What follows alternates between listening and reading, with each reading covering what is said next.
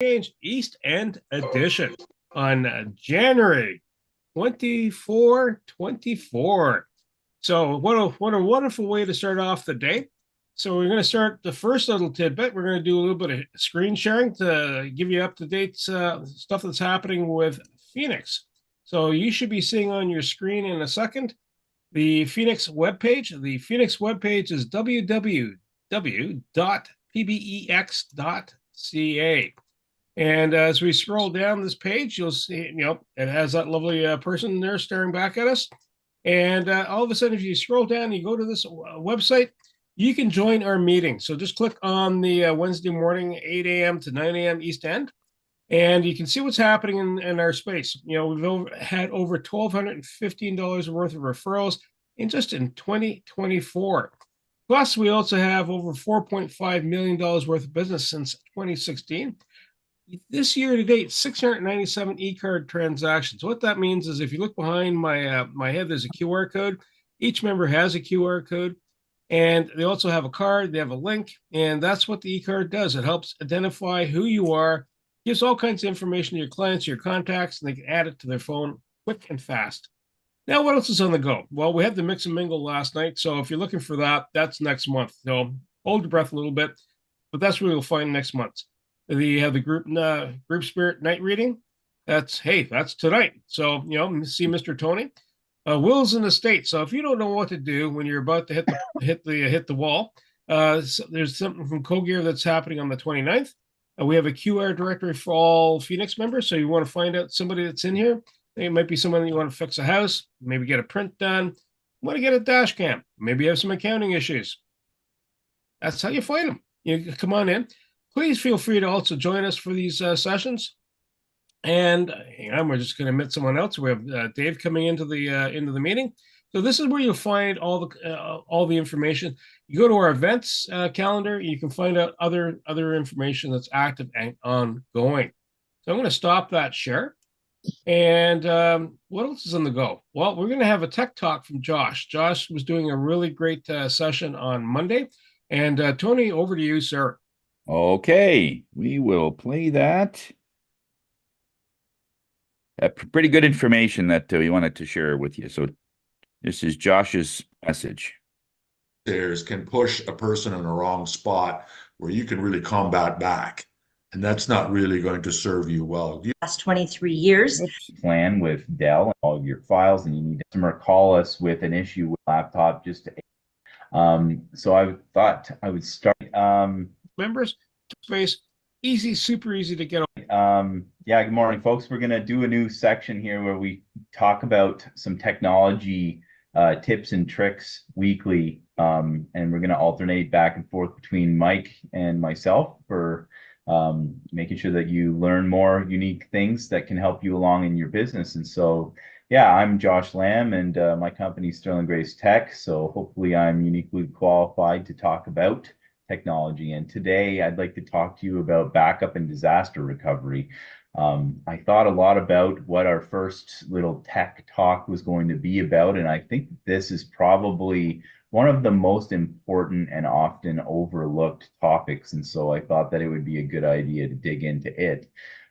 So with backup solutions and disaster recovery solutions, every business from a mom and pop or a solopreneur all the way up to big corporations need to have a comprehensive plan in place. And so a lot of people, a lot of companies don't even have a backup solution. And I would say that you need to go a step further than just a backup solution. You need to have a full comprehensive disaster recovery plan. What does that look like?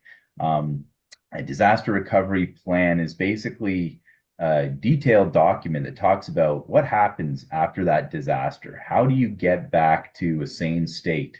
And how long are you going to be without getting revenue and having to be closed down because you can't operate because your data is in flux, as in it's in a backup state, but it's not accessible to you yet. And so, Change it for you.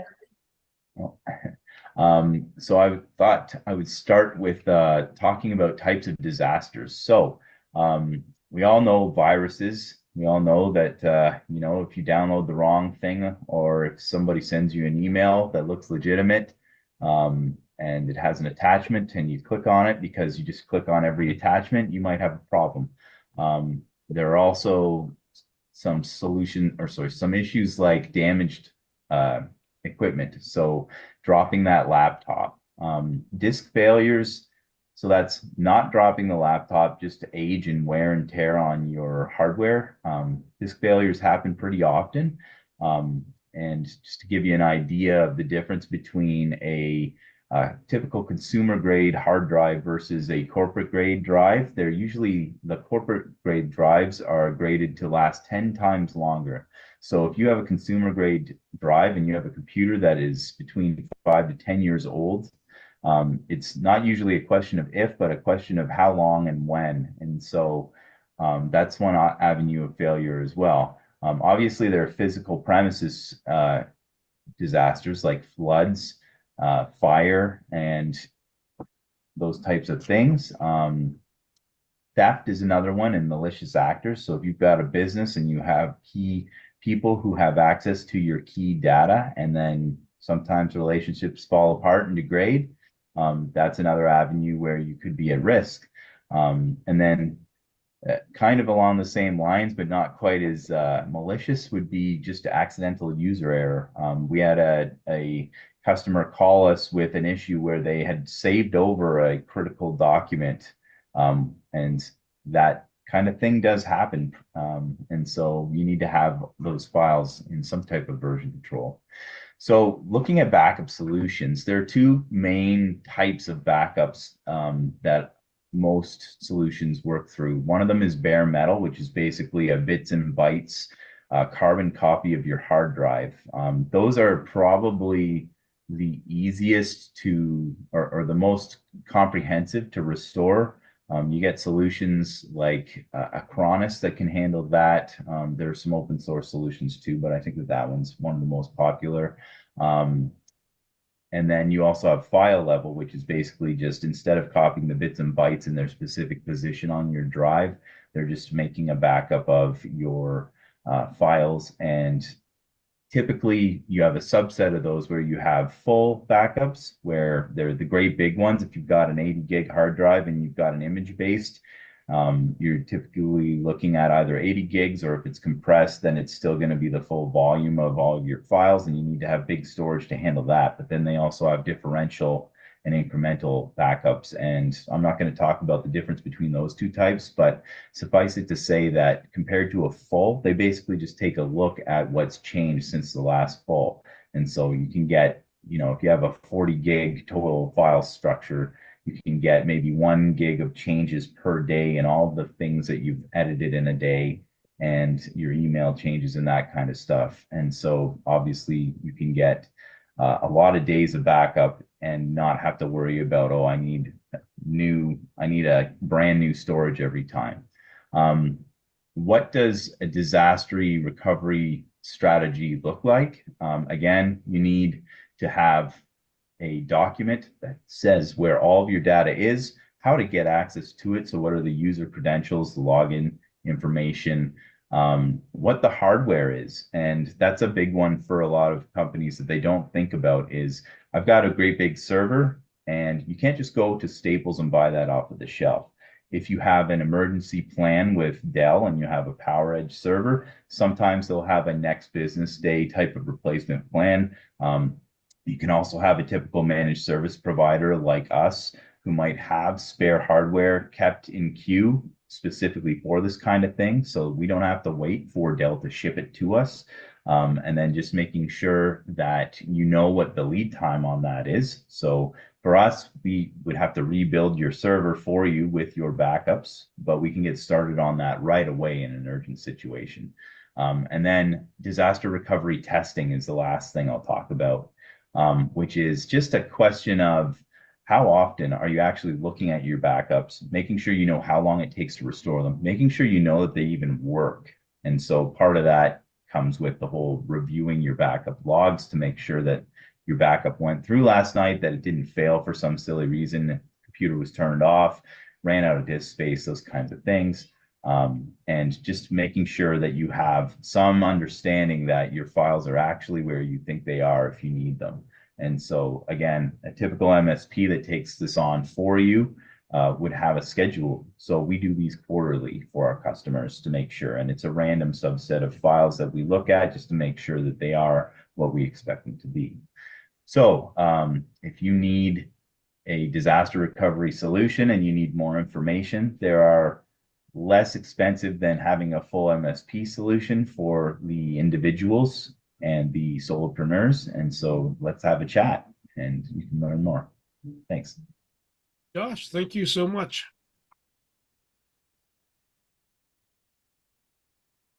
There we go. It's just we're going to start off our I haves, who we are, any BAMs, referrals that you've had. Just also put into the chat, you know, if you have a business that wants to join, they're into making signs, maybe not even signs, swag, promotional goods, men's and women's clothing retailer, that type of thing. Have them reach out to us, or any business. In fact, I believe that we're also growing the Thursday group by one member. We're going to have something with the we can do the floral impression now, which is kind of a nice piece. And so that's an awesome thing. And so I'm going to take the fickle finger of fate and point to someone and say, hey, give us your intro. And Susan Ebbs, over to you. I felt that finger before you even had said my name. Good morning, one and all. It's Susan Ebbs from melaleuca.com. We're an online shopping club specializing in non-toxic cleaning products. I thought I would showcase clean and green. This is kind of like your, what do you call those things? Swiffer mops, except these will help to shine the floor, keep it clean, and the beauty of our products are they don't have chemicals like phthalates and chlorine bleach and that sort of thing. Then they have these lovely polishing mats that go on the bottom, and then you can buff it. So these help you to keep your floors nice and clean, and you might want to skate on them. You never know. In regards to BAMs, I had a very quick call with Steve Rennickmeyer after our last meeting. He got called away on a business call, and so it was nice to get caught up with him. We hadn't spoken in quite a while, and I think that is my report for today. Thank you. Susan, thank you so much. And also in the chat is the LinkedIn live post. So if you want to post your details in LinkedIn during this call or after the call, that is the link to work with. And we're going to swing over to Mr. Dave and his Tesla. Is he awake? He's in his car. Yeah, the Teslas should be electrifying there. Nice hand. Yep, there we go. Okay, we'll leave Dave alone. We'll come back to Dave, and we'll swing over to, hey, Jacqueline, what's up? Well, I know this morning I took a long, deep breath. I lifted my shoulders and I took them back because, oh my gosh, Bank of Canada is going to tell me, are we up or are we sideways? There's some of us who think we may stay exactly where we are. And you never know. If we could tell what the Bank of Canada was going to do, we'd know what the increases really meant for us.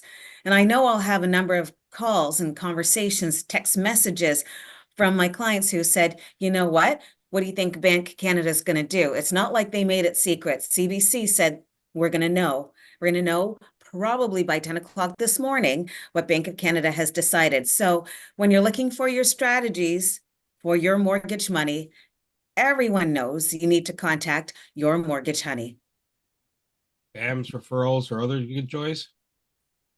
Oh my gosh, I do, but I'll get back to that. I'll put it in chat. Fair enough. Thank you. Thanks. Mr. Dave, how's the Tesla doing? How's the sound level? Yeah. Okay. Nice knee. I like that. Penny Lee, over to you. Morning, everyone. Penny Lee Prevo, the Dancing Motivator, co-founder of the Graduate Thrivers Incorporated. Today, I would like to remind you that I do offer moving to heal classes through both the township of the nation as well as the Russell Township. And those registrations are wrapping up this week because we shall begin classes this coming week. So I'll be back to my full schedule in the coming week. And there's always opportunity if you would like to join us to drop in. And so we welcome anybody who is feeling like they are stiff in their body, like maybe they've had a hip replacement or a knee replacement, somebody that's got limitation with mobility and their shoulder. All of these things can be improved through the movement of moving to heal classes. So it's a lot of fun, movement to music. It also moves your emotions, and so allows you to move into a happy place by boosting your happiness hormones. So movement is medicine. Jams, referrals, any of that good stuff? Right. So yes, I brought my computer to Josh, which is why I'm on my iPad. And so he's working on cleaning it up and upgrading it. And so Josh, a referral to Josh. And I also had a quick chat with Susan yesterday about the classes that I'm offering. And I have ongoing business with Susan purchasing the Melaleuca products.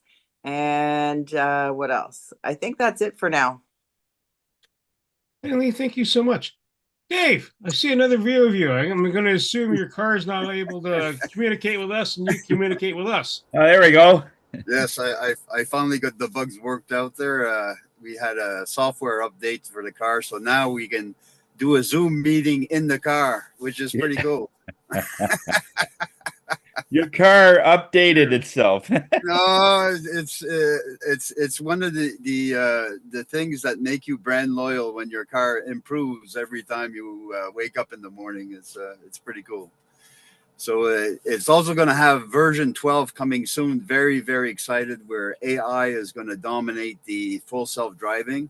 There's already been some videos out of some customers getting the software. So I'd say within a year, I'd be able to sleep in the back seat and let this thing take me around. So it's going to be great. So anyway, getting back to me, it's Dave Beliveau from Bellivo's Quality Frozen Foods. I just did my inventory just in January. I have a list of products, if anybody's interested, that I'm selling at a lower price than when I paid for it. So I have a few items that are bargains to be had. So anybody with that interest in mind, please give me a call, save some money, and have some good products. So other than that, for BAMs this week, I didn't do a BAM like per se, but I did invite Sam over to watch the Buffalo Bills get beat by the Kansas City Chiefs, which was very depressing. And Sounds like a BAM to me. as the world turns, the worst two words in Buffalo is wide right. Have a good week, everybody. Okay. Dave, thank you so much. Norm, over to you, Norm. Good morning, Norm Boyer, Boys Home Maintenance and Repair. So we're starting to get ready for the spring market. So when people want us to do something in the spring, they have to start booking us now. One of the things that we do that people aren't aware of, if you have a wooden frame on at your garage, we can cover that with a baked-on aluminum, so it never has to be painted again. Because the paint always goes at the bottom of the garage doors. So we cover that with aluminum, not the doors themselves, but the frames. We cover that with aluminum, and it doesn't have to be painted again. And this week I patched a hole in the wall because two teenage boys one boy was baiting the other, so his brother pushed him, and it dented the wall, and I had to fix a hole in the wall, and then I also repaired a closet door. And it's just a matter of knowing what to do and having the right tools to solve your problem. So Boyer Boys Home Maintenance and Repair, You don't know how to do it, you don't want to do it, you don't have the time to do it, we'll do it. We fix your home. So the meeting last night was good. Got some advice from Sam on my vehicle, so we're gonna try to get that down. And then we also talked about how he can use his iPhone. If anybody has an iPhone, let me know, because I'm going to do a seminar how you can maximize the use of your iPhone. We've been Mac people for a long time. My son, who's the owner of Boyer Boys, was a Apple tech. He was ranked #2 in North America. If he couldn't fix your computer, it wasn't being fixed. But he got out when there was a tech bubble 20 years ago, and that's why we reactivated Boyer Boys. That's it. Norm, thank you so much. Sam, over to you. Ernie, hey, thanks very much. Good morning, everyone. Sam Sturz, connectedcars.ca. There's my contact information in the chat. Well, let's see here. You know that I do dash cameras. That's what I'd like to do most of the time, keeps my hands cleaner. But I also do other things, oil changes, brake jobs, and these days I'm doing a lot of wheel bearings for whatever reason. But I want to talk to you about today is this little device here. I've talked about it before, and it's a antifreeze radiator antifreeze tester. Every year you should get your radiator antifreeze tested to make sure that it's good for these really cold temperatures we're getting, because you don't want that radiator fluid to freeze. If it does, you could have an engine block crack, and that's going to cost you thousands of dollars. So if you don't know how to do that, or you can't have someone to do it, give me a call and we'll try to make arrangements for it. It's a very simple test. It only takes a few minutes as long as the engine is cooled down. Let's see. Besides that, let's see, BAMs wise, let's see, well, Dave, I enjoyed going over to Dave's place on Sunday and watching the Buffalo Bills blow it one more time. That was good. Thanks, Dave. And well, I bought some sirloin steak from Dave as well, and we're enjoying. We got 18 steaks out of it, and we're enjoying those. Besides that, still advertising with each of my receipts with for Evolta, our friend Alex. And I went to the Mix and Mingle last night, as Norm mentioned, and we talked cars a little bit, and we talked computers, but cell phones, and he taught me how to take a voice note using Siri. So I enjoyed that, and hopefully he'll pass that message along to others as well. That's it for me, Sam Sturz, connectedcars.ca. Today's mobile electronics without the cost of a new vehicle, and lots more. Sam, thank you so much. Sam's very easy to have a chat with when you're having some wings and a beer or a scotch, you know, and you're just sitting back. So do have a BAM with Sam. Yeah, that rhymed. There we go. Ema, we're talking to you next. Go ahead.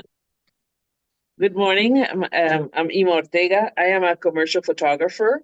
I help business owners with their images, whether it's taking pictures of their products or their services or a profile or headshots, that type of stuff. And then they can use those for their marketing collateral, whichever it is. We can do from the photography and business cards all the way to signs or things like that, you know, big signs or things like that. And that's what I do. In terms of BAM, and I'm still talking to Steve about the possibilities of working together. Same thing with Dwight. I'm working on their brand kit, and with Jacqueline Richards, I might be doing her layout for business cards that they need. And that's what I've been doing. That's for me. Perfect. Email. And you know what, Tony? What's been going on in your life, sir? Hi, everybody. Yeah, I'm Tony Jennis from Hire Yourself. I'm the spirit guy of the group. Tonight is a big night. It's one of the first times I'm going back to teaching. I am actually a teacher by ability. I used to do this a lot years ago before COVID, and of course now it's even more prevalent. The one that we're doing tonight is a workshop on how to use a pendulum. This is a thing that just is on a chain. It could be a crystal, it could be whatever, but it could be anything. If you want to come into the workshop, it's only like $10.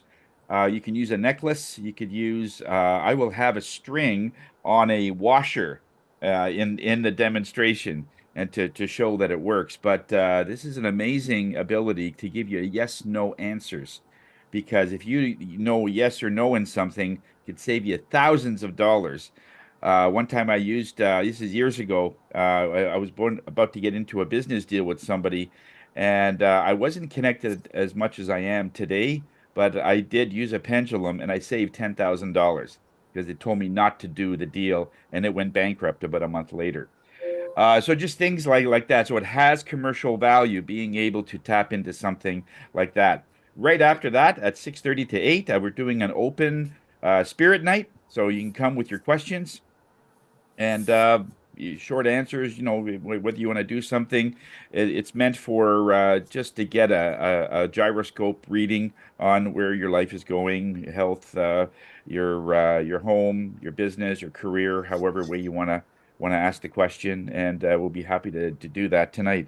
We're going to be doing courses throughout the year. One is going to be Feng Shui for Beginners, is one that I'm going to relaunch. And it'll be mediumship, how to do a little bit of the things that I'm doing, and just to be able to lighten your energy, make you more sensitive. Again, it has incredible commercial value if you feel you need to do something or not. Tony Jennings from Higher Self, where we are here to raise your spirits. And I have the events calendar in there in my own website to list all of the courses that I'm taking, okay, or that I'm offering. Thanks. Tony, thank you so much. Well, what's been going on with Bernie's world? Well, first off, what Bernie does.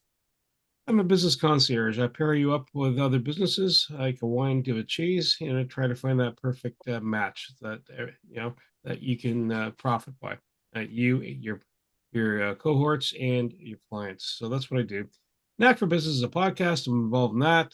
Talk to people on their business journey, share that information. Also involved with the Property Wizard podcast, which is about commercial real estate investment and understanding what is involved. And if you're looking for more information, just follow up the Property Wizard or go to gentrylearning.com. Then there's another element that's coming up, and that's going to be this Saturday. It is free to attend. So it's going to be between 11 a.m. to 3 p.m. Eastern Standard Time. They're looking to gather about 1,000 people in that space. So come on in if you want to do some more networking, free to attend. BAMs wise, well, both Herr Mike and Herr Tony and I had a BAM earlier this week about the golf tournament. So we're ramping up for that. So nudge, nudge, wink, wink. Either get ready to sign up or, if you're looking to do sponsorship, it's all towards Make-A-Wish Foundation this year. So, and again, that's August 1st, if I'm not mistaken. You're going to see more information coming out the pipe on that one. And of course, the Mix and Mingle. Sam and I shared some space. Jacqueline said hello. Hugs and winks, and the same with Wendy, and Lana was there. So and of course Susan. Yep, we shared some nachos, and it was a good time. And Norm and your lovely wife, thank you. Good stories to be had. I'm going to stop there because our presenter is next, and that's Mr. Eric Sonego. Eric, the floor is now yours. Thank you, Bernie. Excuse me. Today, I want to talk about managing in difficult or uncertain times. Why do I want to do that? Well, because I have an ear to what the government says or governments around the world say. And in 1983, they came up with the idea that we should manage in difficult times. In 1994, they came up with the idea that we should manage in difficult times. And in 2007, they came up with the idea that we should manage in difficult times. All of those things were preceded by meltdowns in the stock market. All of them. So the government of Canada last week put out a memo saying business should cope better with managing in uncertain times, which means, anything from sell your stock to behave at the office. So since I'm not a player in the stock market, I concentrate more on how companies should behave in the. So I'm gonna share my company because I did a small small presentation. So the first thing that we do when we are in difficult times is reduce our reliance in high interest. Yes, Eric. So my apologies for interrupting. Two things. You want to enlarge your screen display. Number one, and number two, go into presentation mode. No. If you look right above where you're at right now, there's a little kind of looks like a little screen. Left. That one. Click that one. There you go. Okay. All right. So reduce your reliance. Thank you, Bernie. Reduce your reliance on external debt, and I have that talk with my clients constantly. I don't like to see companies which use their credit card as their way of financing their businesses, because credit cards are at anywhere from 15 to 25%. So if you can help it, stop not using those high interest rates products. Prepare for regular cash flow forecast. Prepare regular cash flow forecast, which none of my clients do, and which I advise them do constantly. And a cash flow forecast is where you anticipate the next year to be based on what you're doing this year. And prioritize on the sales that make money as opposed to the sales that take time. And if you have inventory, reduce stock levels, because you're buying stock now at 5% interest rate, and and with pricing that is based on 5% interest rate, and stock is going to replace 2 years from now with interest rates that are at maybe 1 or 0.5%. So if that's the case, the stock price is going to go down in 2 years from now. But if you have stock now that you bought at a higher price, your competitors will have stock that they bought at a lower price. So that's where bankruptcies happen when we have recoveries. Bankruptcies very rarely happen when we have difficult times. It's when we have recoveries that they happen, because the people who were there in difficult times cannot adapt fast enough to the recovery, because they are saddled with the inventory and with the costs that they inherited from when interest rates were high up, or labor was high up, or all those things were high up, and their competitors show up 2 or 3 years later with a new cost structure that is cheaper. And if you look at big bankruptcies, that's how they happen most of the time. This is something that everybody keeps talking to us about, which is improve your productivity. And you could say, well, I'm a service business. Why is productivity an important thing? Well,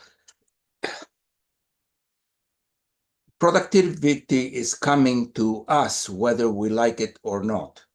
When someone talks to me about AI, that means that they have a productivity issue. So excuse me, I gotta do something here first.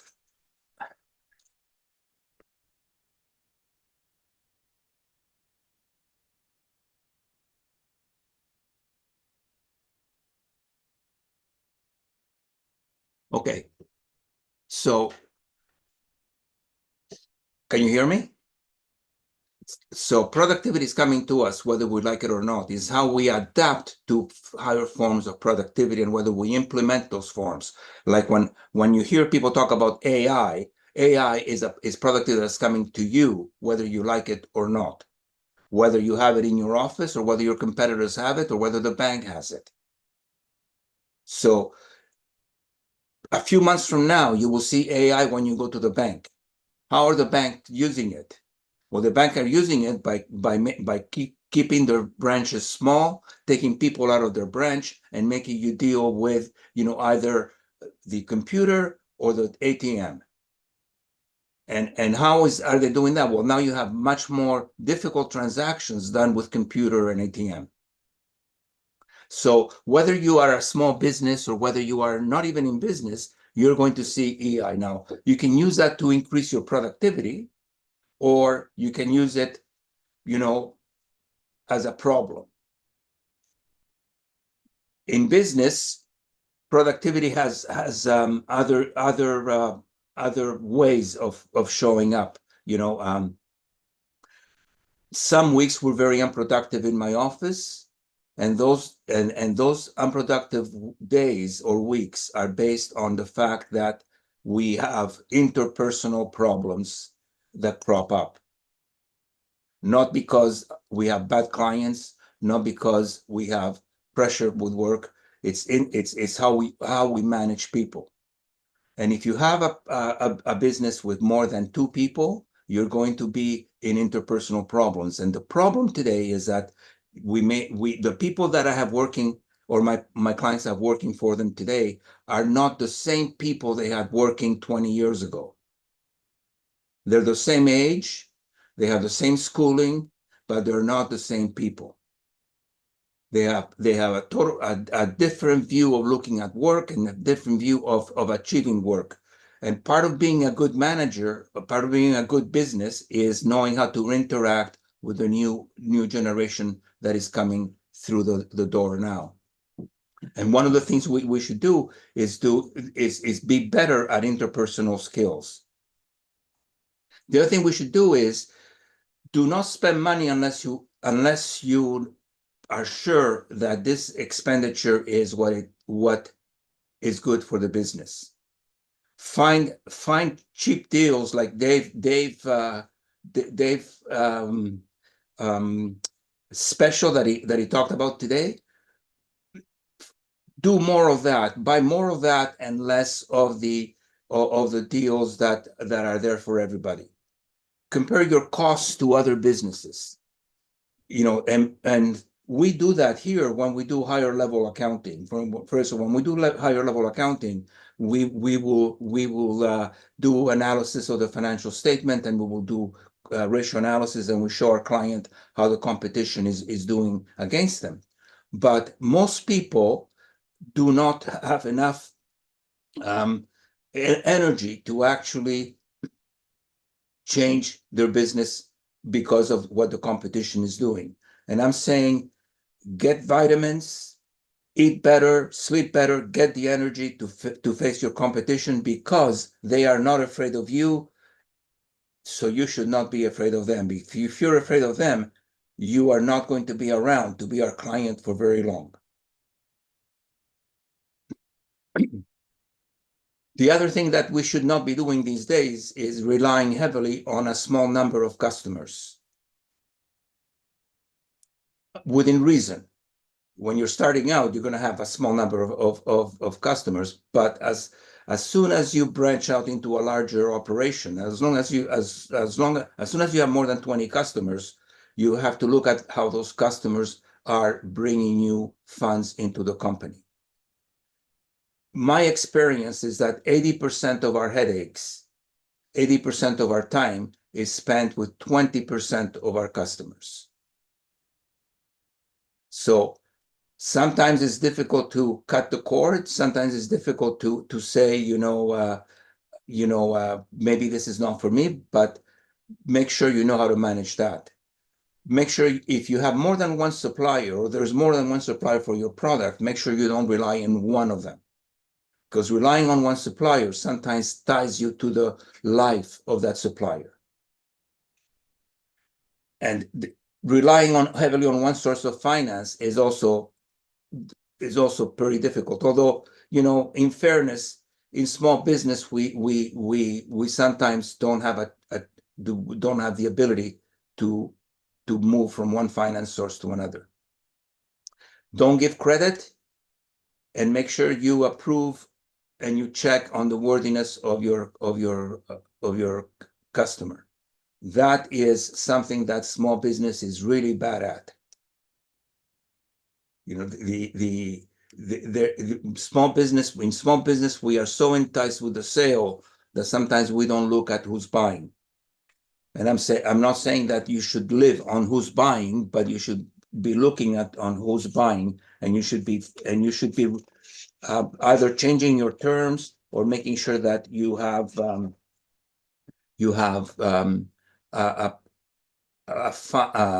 a way of minimizing your exposure.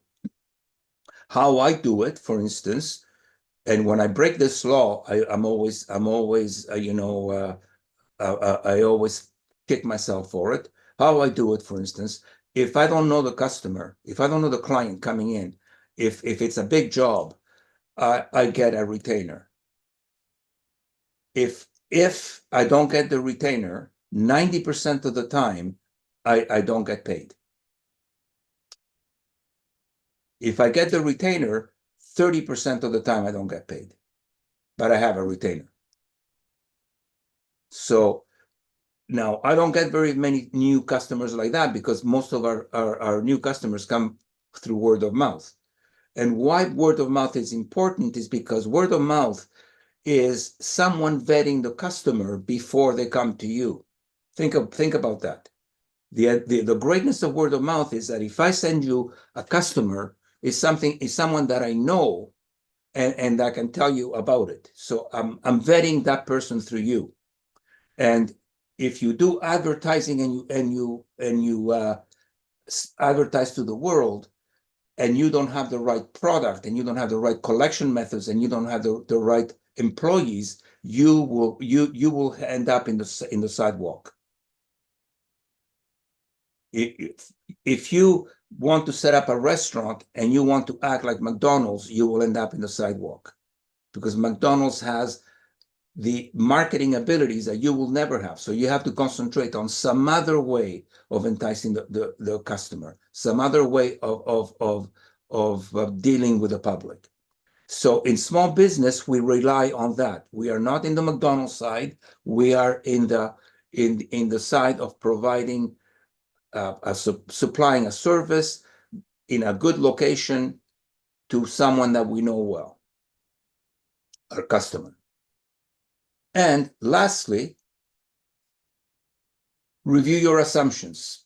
Evaluate your business plan, and you will say to me, I don't have a business plan. I will say to you, oh, silly person. You have to have a business plan. A business plan doesn't mean that you have to spend 3 days doing it. Business plan is really where am I, where I want to go, and how am I going to get there? You know, that is a business plan. Where am I is the industry. How I'm going to go is, you know, my interaction with the industry, and how I'm going to get there is the financial resources that I'm going to put there and get from it. So everybody should have a business plan, even if you make it on toilet paper. You should have a business plan. You should know where you're going, and that's it. Any questions? Yeah, Eric, I've got one for you right off the bat. So this is the credit element. Yes. So if you have a product or a service that, and again, it could depend. And I'm thinking Dave might not need this, but it's more in the Jacqueline space, or if you're selling a product, let's say it's under maybe 20K, but it's more than $100 or $500. Yes. So if would you hook up then with a company that can do financing, and they handle that risk and manage that risk element, and then you just provide the service, you get paid, and then leverage that service. First off, is that the smart way to go? And B, is that work for everybody? And yes, that's a smart way to go in the beginning. You know, when you are establishing a company, when you are getting to an industry and you're growing. But sooner or later, you're going to have to become more independent from that company in financing, because they're going to be taking out from your bottom line. Yep. Right. So as you grow, your bottom line decreases. Your sales increase, but your bottom line increases. Right. So that's why a supermarket only makes 1% net profit on sales. Although that 1% is, it's $8 million, but it's 1% on sales, because, and the Max Milk and C and Circle C, those people make 10% on sales. but they don't have the volume of Loblaws or Metro or people like that. Right? So they can use more innovative financing methods than Loblaws can, because Loblaws is tied into a very low profit margin. Does anybody else have a question? This is If not not, boring, by the way. This is not boring. I've got more questions. I just thought I'd stop and let let the air come in and out of the room. Okay. So for financing, are there other ways a company can self-finance? There was another one. It's where you basically sell the invoice, and it's dependent on certain industries. Yes, But if you sell it's not fractional, and it's factoring. It's factoring. Factoring. That's it. That's the name. Yes. Is factoring a way to go? Factoring becomes more popular as we get into more trouble, into a more troubled economy. Factoring was very big in the 1990s. It was very big in the 2000s, and it disappeared after the 2008 meltdown. So because factoring companies have to invest their money they're making somewhere, and most of them were investing it in the stock market. And some factory companies that helped small business, like Acorn Partners in Ottawa, got caught with people who were shysters, because the 1990s brought out the shysters in the economy. So this begs the next question: whether it's factoring, where you're basically selling off your invoices to someone else who makes a purchase from your clients. Yes. But whether it's factoring, whether it's a lender that's not like a typical bank, how do you vet them? So because it's not only your customer you're getting a loan from, right?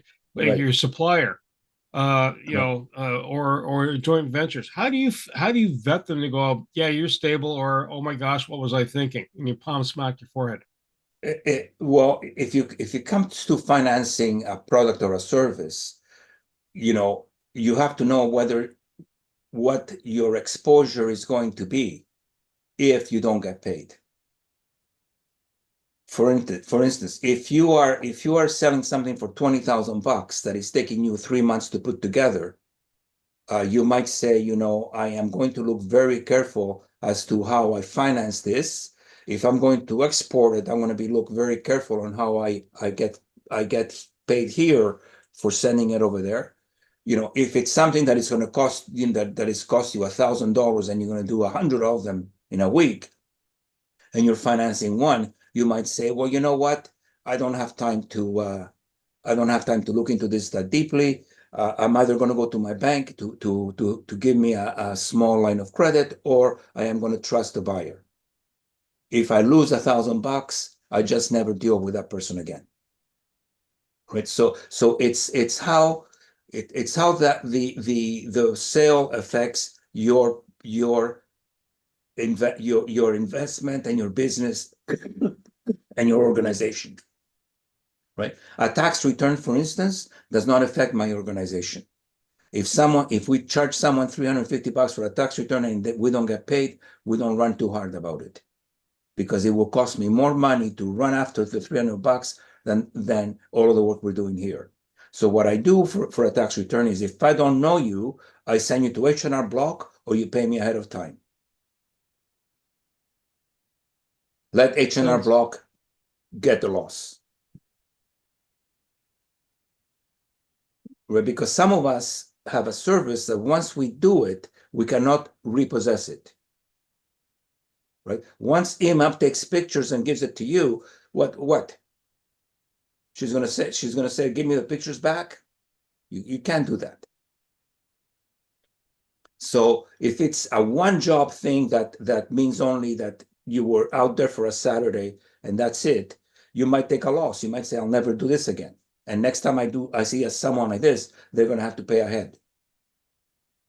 Eric, how does it work when someone does work like on your home or the different things, and if they don't get paid, they can put a lien on your home? Yes. I know contractors do that, but how far does that go? Heard of a couple of instances where they weren't able to get their money or put a lien on the home? How far does that power go? It depends on how well organized your trade is. For instance, an electrical contractor will have a lot more power on putting a lien on a house than someone who put wallpaper in a room. That person may not have that much power to put a lien on a house. You know, the person who put the basement, the bottom of the house, you know, the cement, that person has a very strong position to put a lien on the house. The person who did the driveway might not have a very strong position to put a lien on the house. And those liens will stay there until the owner sells the house. That's why you have to take legal action to get them out of there, because you are a bystander. You're a victim. You're a bystander of how an industry gets along with itself or doesn't get along with itself. Yeah. Okay. I've never had any problem collecting because I can take a deposit, Yes. 25 to 30%. And if the guy's not giving me a deposit, I'm saying no. It's because if I don't take the deposit, he can back out of the deal without any cost to him. Yes. If I take a deposit, right? He can't say, "Well, I found somebody cheaper and I've bought material." Right? Yes. Yeah. So you got, like I talked about the other day, you got to know when to hold them and when to fold them. Yes. And the other thing, a banker said to me, anybody can make a sale. The trick is to make a profitable one. That's why you need a good accountant and say, "You're not making any money here." Yes. Well, you know, has to be spelled out. there are clients that I have that don't make any money on paper, but I know they make money. I can see through the owner's salary, and I can see through the advertising account, and I can see through the automobile account. And there are clients that I have that don't make any money, that don't have a car, don't go eating, and don't have a salary. And those people are in trouble. Right? If you take every money, all of the funds that come into the business, maybe it's not a good way of managing, but at least you are doing well. If you are not taking any money from the business, and the business is not making any money,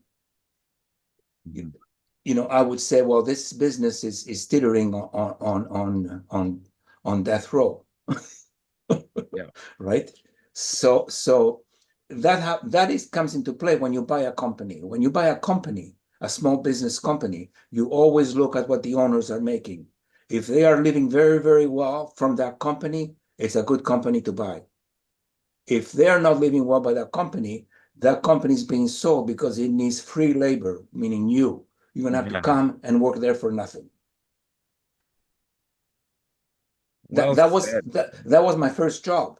That was my first job as an accountant, talking my father out of buying a company that, I saw that the owners were not even working there, not making any money. And I said to my father, if you come in here, you're going to have to work 6 days a week, 10 hours a day. You want to do that? My father said, no. I said, don't buy it. And that's why prices change it. That's why McDonald's, for instance, is expensive to buy, because McDonald's does not depend on the owner working there. The owner is an investor. And a chip wagon is cheaper to buy, because if you don't know how to make chips, you cannot buy it. You cannot be an investor to a chip wagon. It needs your sweat. Put that in the chips. And on that note, we're at 2 minutes at the hour. If you want to know more about, how to structure the business, how to prepare for the clouds ahead, reach out to Eric and have a BAM, right? And if you're encountering another business and they look like they're doing palm smacks, that's the person you introduce to Eric. They have a conversation, and that it could be a start of a good business relationship for them and Eric. So that's a referral. right? Thank That you, involves a thank you. BAM, which means a business Thank you. activity meeting. So set that up. And the quote for the day is a person who never made a mistake, never tried anything new, and that's Albert Einstein. So that is your quote for the day. Folks, thank you so